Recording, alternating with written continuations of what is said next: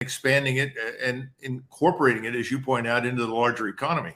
But he can do that. He can sit there using standoff weapons and destroy pretty much anything that shows up. Now, the real question is what happens in Kiev or Kiev? They've already made it clear privately, and the Ukrainians inside Zelensky's government have effectively admitted they cannot retake the territory that is now under Russian control. So that's about it. Remember, we were talking about, Petraeus and Hertling about these fanciful counteroffensives. No mention was made of retaking any territory.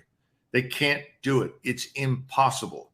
So as long as that is the case, and I think it is right now, I'm sure that Biden has been told that.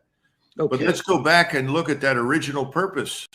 We are there, according to Biden and his administration, to quote unquote damage Russia and then quote unquote make it impossible for the Russians to do anything like this in the future, assuming, of course, that the Russians are even remotely wanting to do that.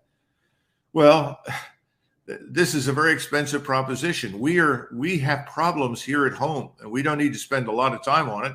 I'm not an economist, but you know how I feel about economists. They're about as competent as astrologers when it comes to long-term forecasting.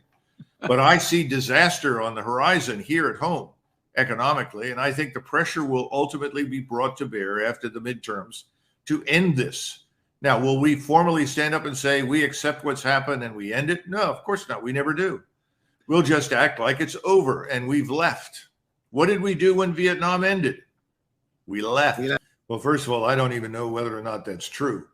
They were scheduled to pick up an additional 132,000 young men through their draft system this year. Does he want more? He may. Does he have the ability to bring in more? Of course he does. But remember, this is a man who does not want to put Russia on a war footing. He doesn't want a war with